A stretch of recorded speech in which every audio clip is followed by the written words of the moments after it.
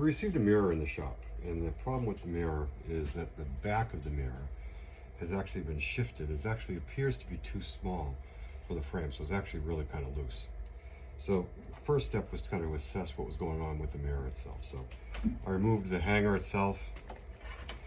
There's some eye bolts here that we'll probably wind up replacing because they're a little bit narrow. We're going to make them a little bit longer. And I already removed the nails from the back of this. And on removing the back panel, nice shield back here,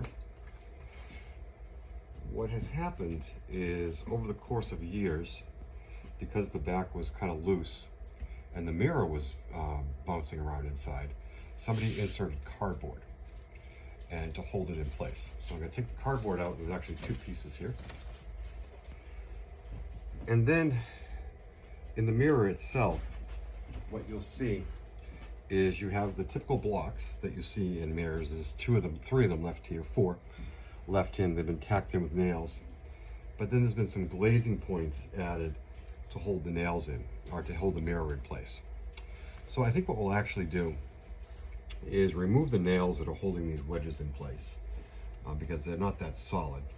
Remove the glazing points, and it looks as though there's probably over a dozen wedges that need to be glued back in.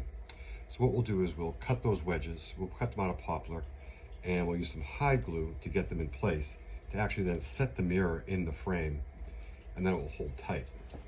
Now the back itself, that appears to be extremely small, it seems to have kind of shifted over the course of time. And the reality of it is, because of the plywood, because of the cardboard, there's actually a bend in it. So what we're going to do is to maintain kind of the integrity of the mirror itself.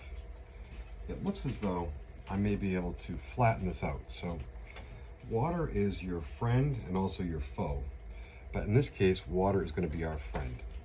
So what I'm going to do is I'm going to put a wet towel across this birch plywood, put some weights on it, see if we can get it flat, and then we'll reattach it back. So first step, we're going to wet it down, put some weights on it, and while that's kind of drying and curing, then we'll make some wedges to be able to fit into. So what we've done is we've taken a damp towel, damp, not wet, a damp towel. You kind of see the spring in this.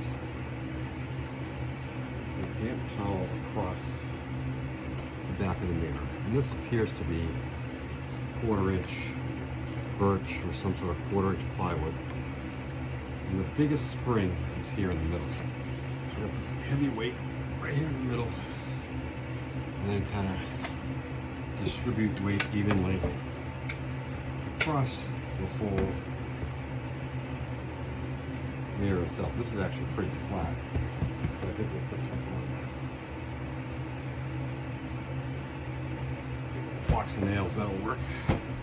So we'll leave this like this, probably a couple of days. Let us sit down. I have a big dehumidifier in the shop, so what will happen is a lot of this humidity and the dampness that's in this will come out, and once it's nice and dry, we'll leave it flat some more, and then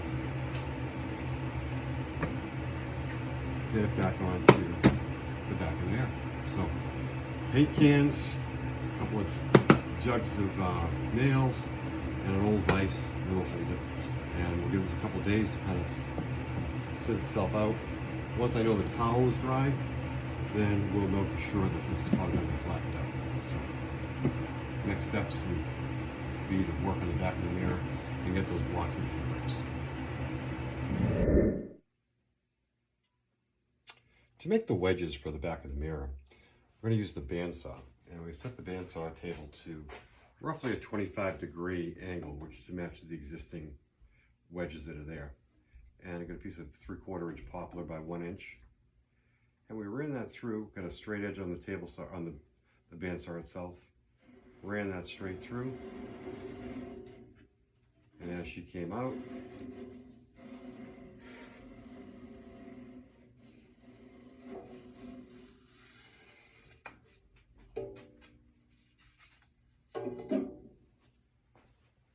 we wind up with a perfect wedge. Now the existing wedges are actually 5/8 of an inch thick, or 5/8 inch wide. So what we'll do is we'll just run the block plane over the edge, just to knock out that sharpness, and then we'll have a perfect match.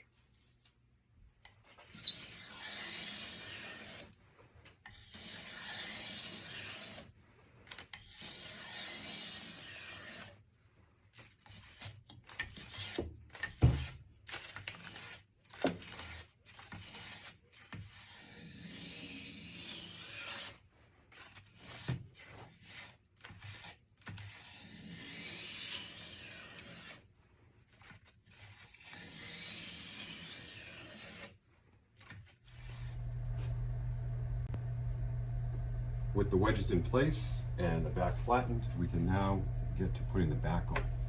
As you'll see as I put it on, there's actually no spring to it anymore. It's nice and flat. So our little water trick of weighing it down worked out to our advantage. So what I'm going to go through now is to line it up so that we have an even reveal, or as much as possible, across the back of the mirror itself. We'll nail it in with some 1/2 inch steel brads. I did pre-drill a couple of holes to make it easier to get through the back. The actual frame itself is 3/4 of an inch wide, and the reveal with the plywood only gives me probably about 3/8 of an inch to nail into.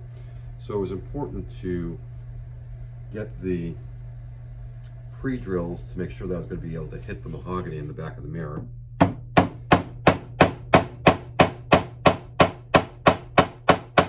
Hold that in place. And another neat little trick that many people don't know. So this is a typical brad hammer, used for upholstery or just delicate brad work. Most hammers that you see have a claw back that are used to kind of pull the nail out.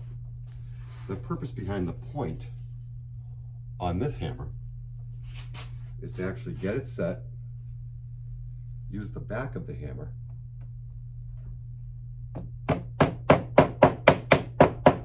to get it started,